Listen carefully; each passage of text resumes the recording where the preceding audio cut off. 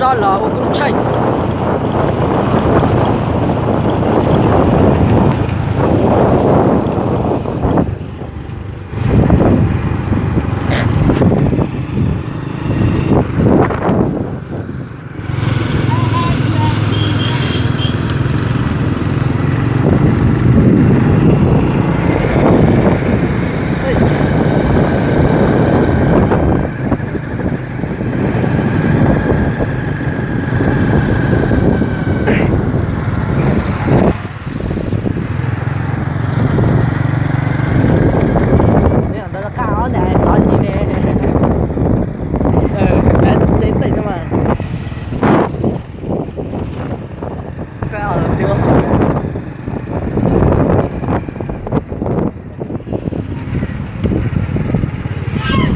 nó nhỏ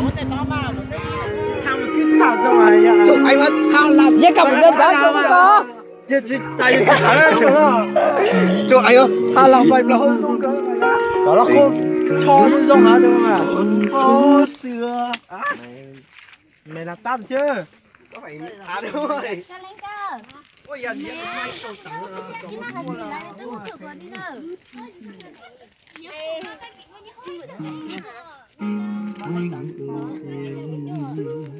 Lau cởi đi. Lúc cả của em.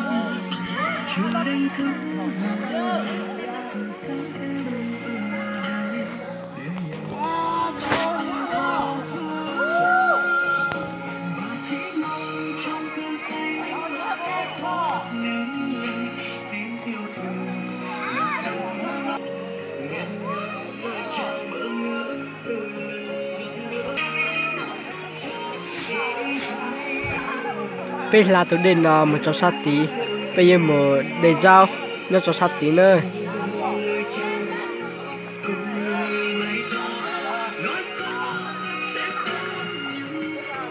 bây ba tuần chạy lùa giao lưu giọt chặt bóng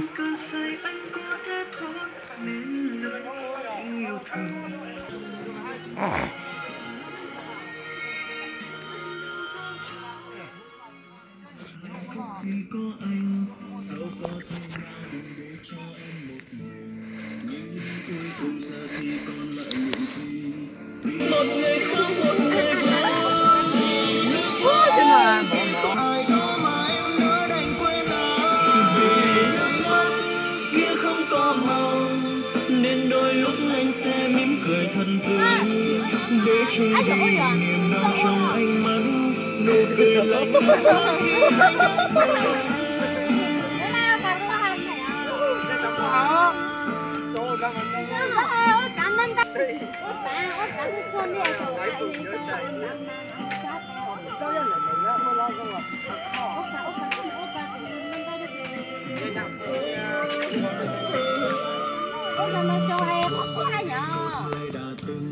ngồi bên anh và rồi ôm chặt lấy anh bao giờ hạnh phúc khi có anh sao có thể nào đừng để cho em một mình nhưng cuối cùng giờ thì còn lại những gì vì em vẫn vô tình đến quay lưng đi cùng anh nên em sẽ không thể hiểu được niềm đau đã yêu nhau để quên nhau rất khó vì một ai mãi để quên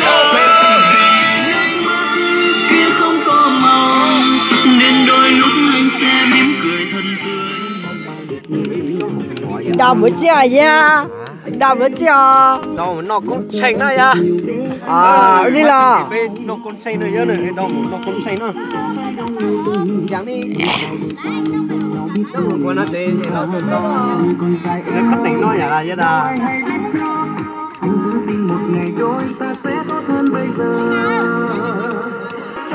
từ đó ta tao mong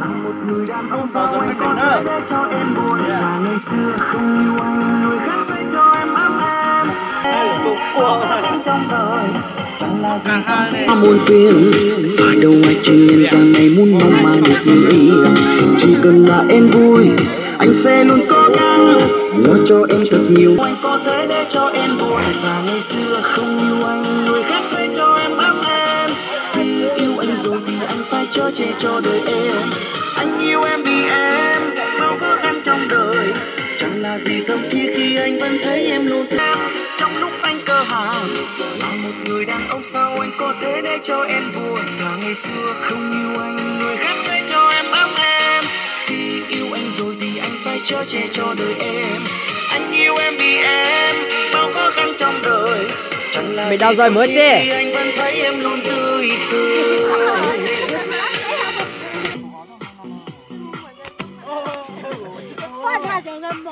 那个怎么个招嘛？拿他们还来嗨。mẹ mà bên một ta ta nói dậy đấy à. Con nghĩ là mấy chú đi qua cái rau này chắc giờ mà nó nát hết rồi. Ôi trong cả nó còn thật cũng mê để cùng nó nha. Cháy rồi. Cho trên cả nó sợi ya. Có đôi họ đôi nông gần cháy rồi. Đó làm buồn quá đi mà. Nói thì cái máy không phải của mình á. Nhưng mà cô đang đi uống bia đau khâu nó rồi còn chim mùa. Gạt bỏ hết quá khứ những lỗi lầm đã qua, hãy để anh yêu em với tất cả tấm lòng chân thành. Hạnh phúc sẽ đánh mất và tình ta sẽ mãi cách xa. Nếu như em cứ ép anh con tim để cho lòng giá băng. Gạt bỏ hết quá khứ những lỗi lầm đã qua, cuộc sống có bao lâu hãy yêu trái tim đừng hững hờ. Đời dẫu có sóng gió. Đúng rồi. Đúng rồi, thôi để nó ăn cưới sao thế? Cưới rồi sao? Tao ơi, mày bỏ ơi.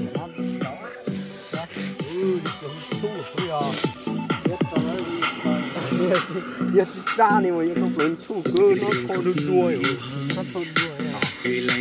Giờ nó được hai nó. Có cái gì sai đi à? Tôi là một trong năm nay từng chụp vào con được cho xong tàu. Của hầm. Hãy cơi mơ tâm hồn sống hết trái tim này. Đừng ngần ngại chị em khi con tim ta từ lâu đã thuộc về nhau. Xóa hết những nỗi buồn hay đời mình lặng lẽ trôi qua mau. Gạt bỏ hết quá khứ và tình ta sẽ mãi xa cũng xa.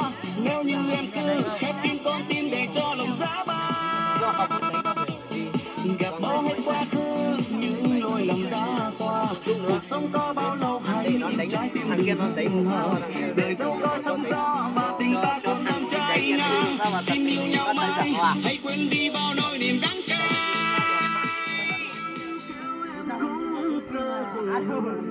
Giận lòng sẽ không buồn, yêu lòng sẽ không buồn, đành vui trốn ký ức với niềm. Nếu yêu nhau sẽ trở về bên nhau.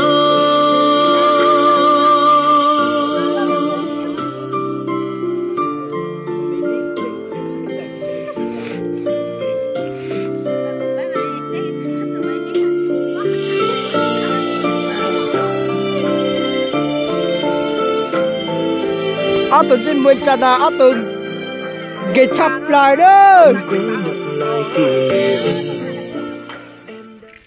Bạn nó một tí thái phê chờ. Dạ, sao mà? Nó tôi mua chứ.